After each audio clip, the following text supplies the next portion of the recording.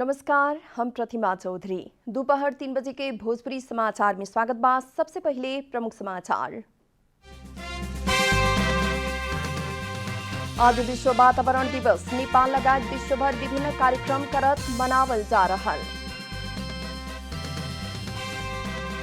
प्रधानमंत्री केपी शर्मा ओली द्वारा मंत्री परिषद पुनर्गठित 17 सदस्यीय मंत्रिमंडल में 3 जने उप प्रधानमंत्री। कोरोना के कारण मृत्यु वरण भयल कर्मचारी के उचित क्षतिपूर्ति दिवेला बैंक बीमा तथा वित्तीय क्षेत्र कर्मचारी संघ नेपाल के मांग भ्रम सूचना कैल में आपत्ति। अमेरिका संघ के संबंध सुधार करेला रूस इच्छुक, अमेरिका संग मिलके आगे बढ़े के रूसी राष्ट्रपति के कहना।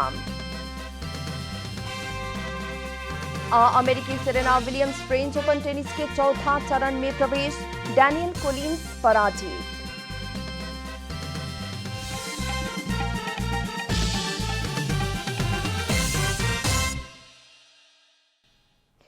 अब पूरा समाचार। आज विश्व वातावरण दिवस नेपाल लगायत विश्वभर ही विभिन्न कार्यक्रम करके मनावल जा रहल बा। नेपाल में नया सोच आ सृजना, प्राकृतिक प्रणाली के पुनर्स्थापना कहेवाला नारा के साथ दिवस मनावल जा रहल बा। कोरोना वायरस की महामारी के कारण बहुत ही कार्यक्रम ना होखी, लेकिन वर्चुअल रूप में विभिन्न क्षेत्र द्वारा दिवस के अवसर में वातावरण संरक्षण के आवश्यकता आ अवस्था के बारे में सचेतनामूलक कार्यक्रम हो रहल बा। संयुक्त राष्ट्र संघ के आह्वान में हर साल जून 5 तारीख में ई दिवस मनावल जाला। मानव जाति अपने रहते आयल वातावरण के सर्जक आ विनाशक दोनों रहल कारण संरक्षण में मानवीय भूमिका के प्रबल बनावे के उद्देश्य के साथ दिवस मनावे के शुरू कैल गेल है। यह बीच राष्ट्रपति विद्यादेवी भंडारी द्वारा नेपाल के संविधान से प्रदत्त कैल गेल स्वच्छ वातावरण में बाँचे मिले के हक के सार्थक बनावे खातिर प्रण करे के दिन के रूप में वातावरण दिवस के लेवे के बतौले बानी है। नेपाली कांग्रेस के सभापति शेरबहादुर देउवा सरकार द्वारा चूरे के गिट्टी, बालू आ पत्थर भारत निकासी करके वातावरणीय चक्र खलबलावल आरोप लगौले बानी। उहाँ के चूरे दोहन संबंधी निर्णय फिरता लेवे खातिर भी सरकार संगे मांग कैले बानी। विश्व वातावरण दिवस के संदर्भ मिला के सभापति देउवा शनिचर के सामाजिक संजाल में धारणा राखत ऐसन मांग कैनी है। पृथ्वी में हर एक प्राणी के बाँचे मिले के अधिकार वातावरण के स्थायी संरक्षण से ही सुनिश्चित होके के आ वातावरण बचावेला हर एक से पहल करे पड़े के देउवा के कहना बाटे। वहाँ के सरकार चूरे के गिट्टी, बालू आ पत्थर भारत निकासी करके वातावरणीय चक्र खलबलावे लागल वहाँ के कहना बाटे।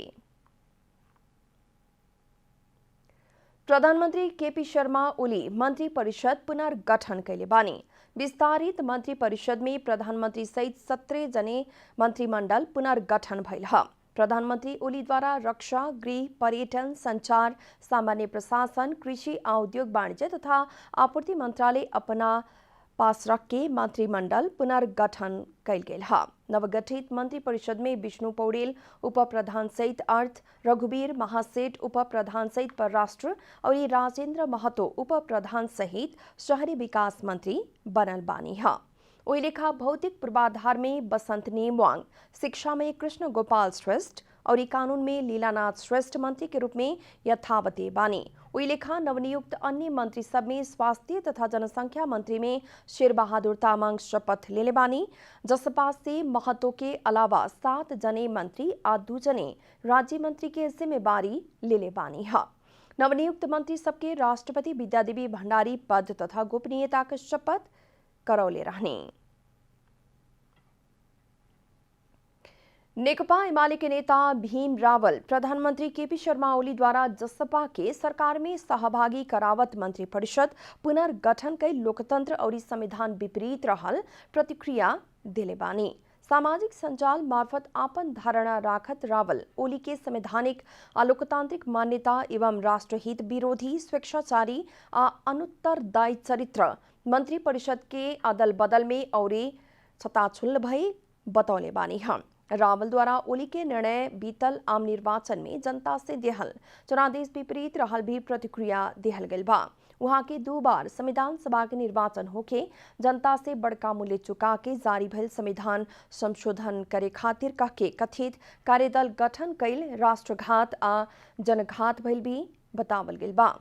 वहां के में रहल लोकतंत्र घाती सबके नाम सार्वजनिक करे के भी मांग कइले बानी। भोजपुरी समाचार में आप छोट विश्राम।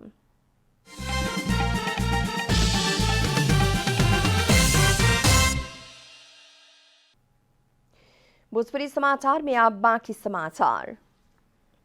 12 के निजगढ़ नगरपालिका कोरोना के उच्च जोखिम में रहल बतावल गइल बा। निजगढ़ में कल गेल कोरोना परीक्षण में 80% में कोरोना देखा पड़ला संग ही उच्च जोखिम में बाटे। कोरोना के उच्च जोखिम देखा पड़ला संग ही 12 के निजगढ़ नगरपालिका द्वारा कोरोना वायरस विरुद्ध के खोप किने के प्रक्रिया के आगे बढ़ावल गेल बा। कोरोना विरुद्ध के खोप किने के निर्णय करे के निजगढ़ नगरपालिका 12 जिला के ही पहिल का स्थानीयता है। निजगढ़ नगर पालिका द्वारा कोरोना वायरस विरुद्ध के खोप खरीद खातिर केंद्र सरकार संगे अनुमति भी मांगल गेल बा। कोरोना संक्रमित सबके इलाज खातिर निजगढ़ नगर पालिका प्राथमिक स्वास्थ्य केंद्र में संचालन कल गेल आइसोलेशन में जनप्रतिनिधि सबके 1 महीना के सुविधा बापत के रकम से 3 थान पेशेंट मॉनिटर खरीद करके उपलब्ध करावे के जनौले बा। कोरोना संक्रमित बीमार सबके वाइटल्स मॉनिटर करे के डिस्प्ले स्क्रीन मॉनिटर उपलब्ध करा दिवेला प्राथमिक स्वास्थ्य केंद्र से कल गेल अनुरोध मुताबिक आवश्यक उपकरण खरीद करके उपलब्ध करावे लागल गेल हा। ओ मॉनिटर से बीमार के दिल के चाल, रक्तचाप, श्वास प्रश्वास के अवस्था सहजे मालूम हो सके। प्राथमिक स्वास्थ्य केंद्र खातिर नगरपालिका के विपद व्यवस्थापन समिति द्वारा 2 थान जनरेटर मशीन भी खरीद करके उपलब्ध करावे के जनावल गेल बा। जनसिद्ध नागरिक के लइका लइकी के वंशज के नागरिकता देवी किस्म से जारी कल गेल नागरिकता अध्यादेश विरुद्ध पड़ल रीट हृदय में राखल गेल बा। सुके प्रधान न्यायाधीश चोलेन्द्र शमशेर जबरा, न्यायाधीश सब दीपक कुमार कार्की, मीरा खड़का, हरिकृष्ण कार्की आ ईश्वर प्रसाद खतिवड़ा के संवैधानिक इजलास में सुनवाई न उड़ेला बाद हृदय में राखल गेल है। आवे वाला बीएफए के जेठ 27 गते फिर सुनवाई करे के सिम से मुद्दा हृदय में राखे के आदेश भइल है। 4 गो रीट के सुनवाई भइल बा त 2 गो के बाकी रहल कारण हृदय में गइल जनावल गेल बा। प्रधान न्यायाधीश चोलेन्द्र शमशेर जबरा द्वारा सुके वरिष्ठता के आधार में संवैधानिक इजलास गठन कल गेल रहे। नागरिकता अध्यादेश विरुद्ध के निवेदन के सुनवाई खातिर वरिष्ठ न्यायाधीश सहभागी संवैधानिक इजलास गठन कल गेल बा। कपिलवस्तु के शिवराज नगर पालिका के 463 जने कृषक सबके कृषि उपकरण वितरण कल गेल बा। नगर के वार्षिक कार्यक्रम अंतर्गत किसान के मांग के आधार में विभिन्न सामग्री सब वितरण कल गेल है। सुख के ओ सामग्री वितरण करत नगर प्रमुख नेत्र राज अधिकारी उत्पादन में वृद्धि करे खातिर कृषि औजार सहित उपकरण सब वितरण कल गेल बतौली है। खेती करेला प्रविधि यांत्रिकरण करत किसान सब उत्पादन में करे वाला वस्तु में वृद्धि होके के विश्वास रहल नगर प्रमुख अधिकारी के कहना बाटे। नगर के 11 गो वार्ड के कृषक सबके हाथ से चलावे मिले वाला छोट ट्रैक्टर से मकई छोड़ाए वाला उपकरण भी वितरण कइल गेल बा। नगर के 2 से 28 जने कृषक के पंप सेट, 45 जने के हाथ से चलावे वाला ट्रैक्टर, 20 जने के धान काटे वाला मशीन, 5 जने के मकई छोड़ाए वाला मशीन, 69 जने के स्प्रे, 60 जने की सिंचाई मोटर और 36 जने के बोरिंग उपलब्ध करावल कृषि विकास शाखा के प्रमुख तारा चौधरी बतौले बानी। वितरण कल गेल सामग्री नगरपालिका के 75% और किसान के 25% लगानी में वितरण कल गेल है।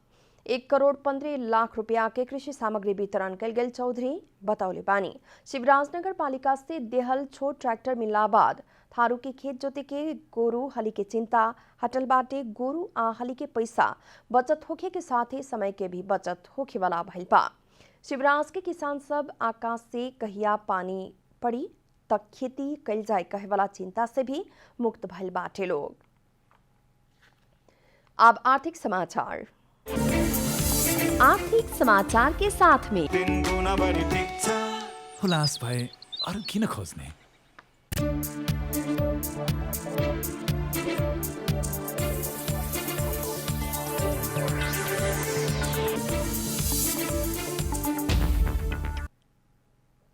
कोरोना के कारण मृत्यु वरण भइल बैंक तथा वित्तीय संस्था में कार्यरत कर्मचारी सबके उचित क्षतिपूर्ति के मांग कल गेल बा। विश्व में महामारी के रूप में देखा पड़ल कोरोना वायरस के कारण मृत्यु भइल कर्मचारी के परिवार के उचित क्षतिपूर्ति के साथ ही एक जने के रोजगारी के गारंटी होखे पड़े के बैंक बीमा तथा वित्तीय क्षेत्र कर्मचारी संघ नेपाल जनौले बा। बैंक वित्तीय क्षेत्र में काम करे वाला कर्मचारी के सुरक्षा के साथ ही मनोबल बढ़ावे के बदले सामाजिक सुरक्षा कोष के नाम में भ्रम सृजना कैल आ क्षतिपूर्ति के नाम में सस्ता लोकप्रियता आर्जन करे किस्म से कल गेल निर्णय प्रति संघ से आपत्ति जनावल गेल बा। अभी के असहज परिस्थिति में कोष में सहभागी होखे के या ना होखे के बारे में संबंधित पक्ष के स्वैच्छिक बनावट आगामी दिन में आवश्यकता के आधार में छलफल करत निर्णय में पुगे किस्म से कोष में आबद्ध होखे वाला तय कल गेल 2078 आषाढ़ अंतिम तक के समय के थप करके सहज परिस्थिति के निर्माण करेला संघ जोरदार मांग कैले बा। नेपाल में इस साल के रोपाई खातिर 1 अरब 61 करोड़ रुपया से बेसी के धान की बिया आयात भइल बा। बिया आयातकर्ता कंपनी सब द्वारा भारत आ चीन से विभिन्न किस्म के हाइब्रिड वर्णशंकर जात के धान के बिया सब आयात कल गेल है। 24 आयातकर्ता कंपनी सब से ई साल खातिर आवश्यक पड़े वाला 1 अरब 61 करोड़ 18 लाख 98 हजार रुपया के 4149 मीट्रिक टन धान की बिया आयात कल गेल। बिया बीजन गुणस्तर नियंत्रण केंद्र जनौले बा। आयात कल गेल माथे 39 को जात के बिया भारत और बाकी 7 को जात चीन से आयात भइल केंद्र जानकारी दिले बा। आयात खातिर कंपनी सब द्वारा स्वीकृति लेवे के आधान के बिया आयात होके के क्रम जारी रहल बतावल गेल बा। नेपाली बिया उत्पादक कंपनी सब से वार्षिक 10,000 मीट्रिक टन धान की बिया उत्पादन कईल तथ्यांक बाटे। भोजपुरी समाचार में फिर छोट विश्राम।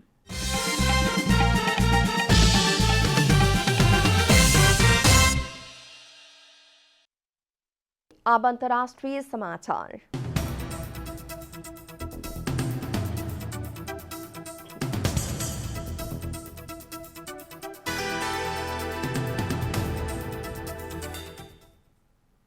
रूस अमेरिका संगे के आपन संबंध सुधार करे के चाहल जनौले बाटे।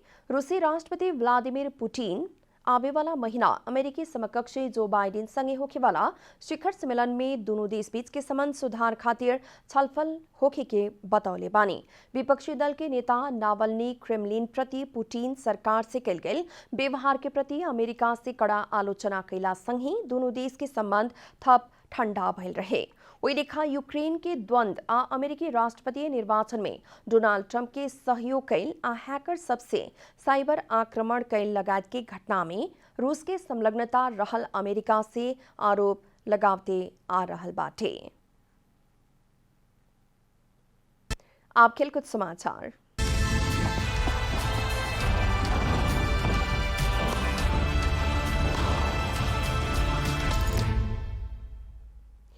अमेरिकी Serena Williams French open tennis के चौथा चरण में प्रवेश कैले बाड़ी। तीसरका चरण के खेल में वहां के दूसरे अमेरिकी खिलाड़ी डैनियल कोलिन्स के हरौले रहले। 7वां वरीयता के सेरेना कोलिन्स के 6-4 और 6-4 के सेट में हरा के अगला चरण में जगह बनौले बाड़ी। 39 वर्ष के सेरेना अब काजाकिस्तान के 21वां वरीयता के एलेना रिबाकिना संगे भिड़ंत करिहन। तीसरका वरीयता के बेलारूसी खिलाड़ी एरिना साबालेंका के एनास्तासिया पाव्लोचेंकोव 6-4, 2-6 और 6-0 से हरौले रहले। अंत में प्रमुख समाचार फिर एक बेर। आज विश्व वातावरण दिवस नेपाल लगायत विश्वभर विभिन्न कार्यक्रम करत मनावल जा रहल। प्रधानमंत्री केपी शर्मा ओली द्वारा मंत्री परिषद पुनर्गठन। पुनर्गठित 17 सदस्यीय मंत्रिमंडल में 3 जने उप प्रधानमंत्री। कोरोना के कारण मृत्यु वरण भइल कर्मचारी के उचित क्षतिपूर्ति देवेला बैंक बीमा तथा वित्तीय क्षेत्र कर्मचारी संघ नेपाल के मांग। भ्रम सृजना कैल में आपत्ति। अमेरिका संघ के संबंध सुधार करेला रूस इच्छुक। अमेरिका संग मिलके आगे बढ़े के रूसी राष्ट्रपति के कहना। अमेरिकी Serena Williams French open tennis के चौथा चरण में प्रवेश। डैनियल कोलिन्स पराजित।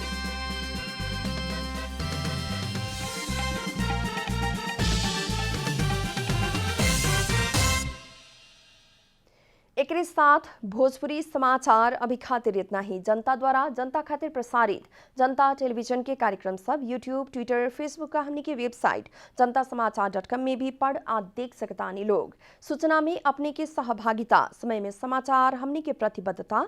नमस्कार।